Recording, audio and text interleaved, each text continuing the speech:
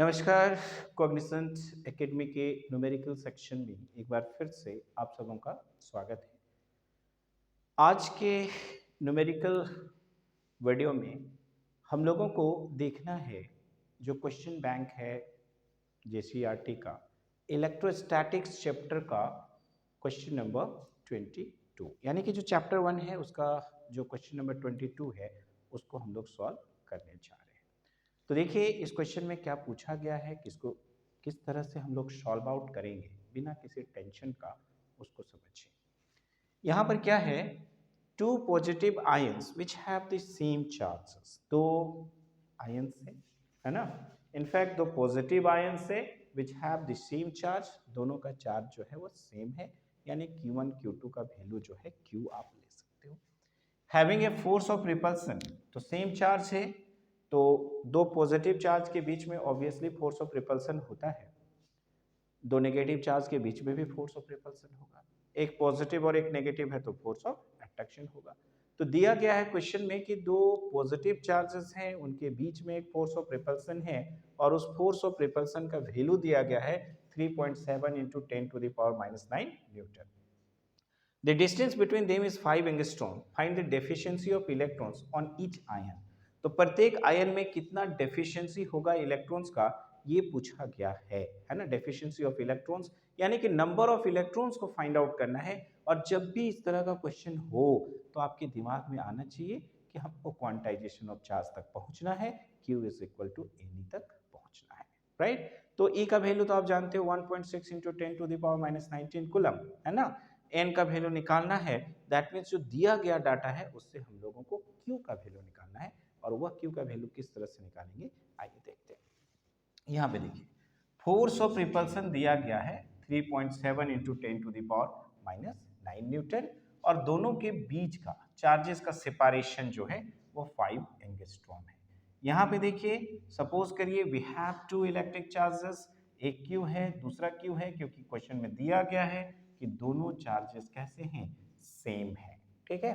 और इनके बीच में जो फोर्स ऑफ रिपल्सन हो रहा है F का वैल्यू 3.7 इंटू 10⁻⁹ न्यूटन है, दोनों के बीच का सेपरेशन 5 एंगस्ट्रॉम है।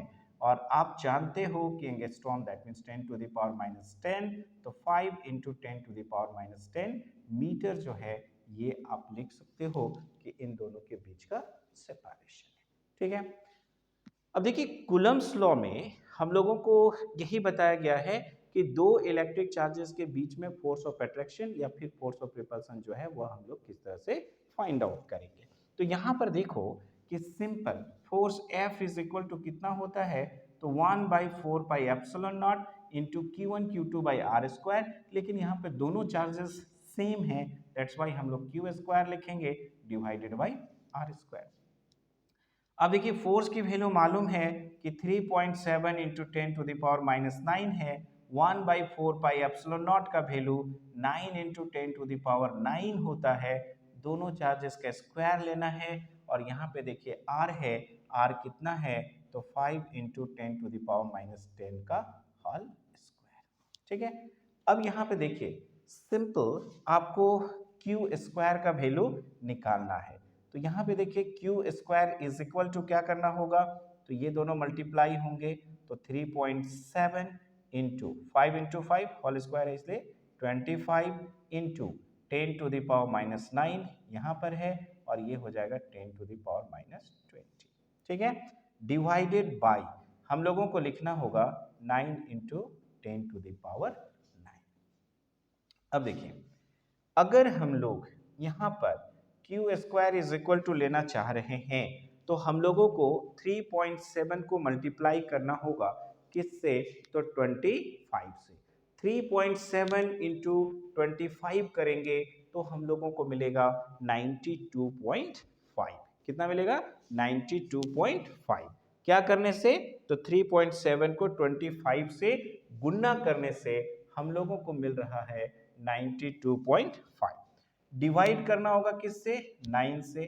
पावर की अगर हम लोग बात करें तो यहाँ पर ये पावर 9 है, ठीक है, ऊपर जाएगा तो ये क्या हो जाएगा, माइनस होगा।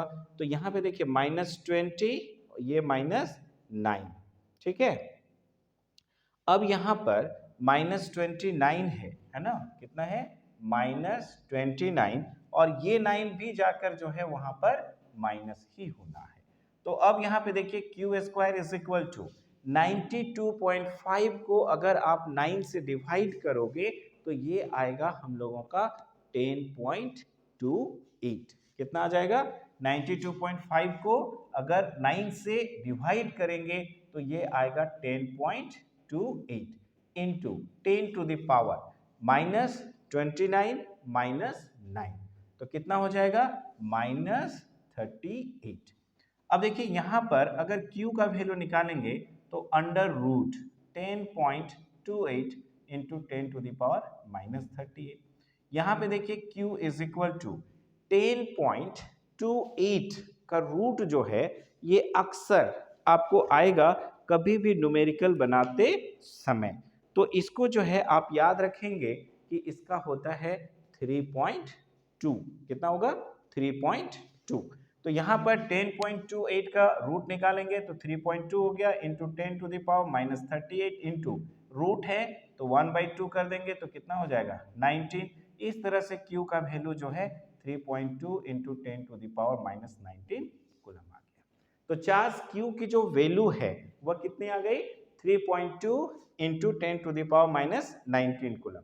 अब आ गया, हम लोग Q का वैल्यू जान गए तो यहाँ पर Q इज इक्वल टू क्या हो जाएगा? सिंपल एनी, जो शुरुआत में ही हमने कहा था कि क्वांटाइजेशन ऑफ चार्ज तक पहुंचना है, n की वैल्यू अगर फाइंड आउट करनी है तो आपको Q का वैल्यू मालूम होना चाहिए, E का वैल्यू जो है आपको पता है ही। तो इस तरह से n इज इक्वल टू हम लोग क्या करेंगे? तो Q बाई E करेंगे। तो Q की जो वैल्यू है आप देख रहे हो 3.2 इंटू 10 टू द पावर -19 है। E का value 1.6 into 10 to the power -19 होता है। ये कैंसिल हो गया, एक के बाद पॉइंट, एक के बाद पॉइंट, पॉइंट पॉइंट कैंसिल, और 16 दूनी 32। ठीक है, तो n इज इक्वल टू जो है 2 हो गया। तो इस तरह से आपको निकालना था deficiency of electron on each ion. तो प्रत्येक आयन में जो डेफिशिएंसी होगी इलेक्ट्रॉन की, वह डेफिशिएंसी कितने की होगी? तो 2 इलेक्ट्रॉन की होगी। क्लियर? कितने की होगी? 2 की। तो इस क्वेश्चन को आप अच्छे से सॉल्व कर लीजिए। एक बार वीडियो देखेंगे तो आप भूलेंगे भी नहीं। एक चीज याद रखेंगे, सिर्फ 10.28 का जो रूट होता है वह 3.2 होता है। इस चीज को अगर आप ध्यान देंगे, इसको रट लेंगे तो ज्यादा बेटर है, क्योंकि ये आपका हमेशा यूज होगा। 3.2 इंटू 3.2 कितना होता है? ये भी आएगा, दैट इज 10.28, और 10.28 को अगर रूट कर रहे हैं तो 3.2, ये आपका मेमोराइज करने वाली बात है, क्योंकि ये अक्सर जो है आपको प्रॉब्लम सॉल्व करते समय आएगा। तो उसको सॉल्व करने में आप समय ना गंवाएं, उसको याद रखें। ठीक है, स्क्रीनशॉट ले ले। ये पूरा का पूरा न्यूमेरिकल जो है आपको क्वेश्चन के साथ, है ना, साथ ही पूरा आंसर जो है ये आपको यहाँ पर मिल जाएगा। कैसे सॉल्व करेंगे थोड़ा सा देखेंगे तो आप आसानी से उसको कर लेंगे। तो आप एक कॉपी रखिए न्यूमेरिकल्स का, न्यूमेरिकल सेगमेंट का, और जितना भी न्यूमेरिकल्स मैं बताता चला जा रहा हूँ उसे वहाँ पर नोट डाउन करते चलिए एग्जामिनेशंस के ड्यूरेशन में। ठीक है, 1 डे पहले, 2 डेज बिफोर जो आपका गैप होगा वहाँ पर बस उसको पलट के देखेंगे तो आपको वो चीज़ याद आ जाएगा एग्जामिनेशन हॉल में। ठीक है, तो न्यूमेरिकल के इस सेगमेंट में इतना ही। नेक्स्ट सेगमेंट में हम लोग फिर से एक नए न्यूमेरिकल्स के साथ मिलते हैं। Bye bye.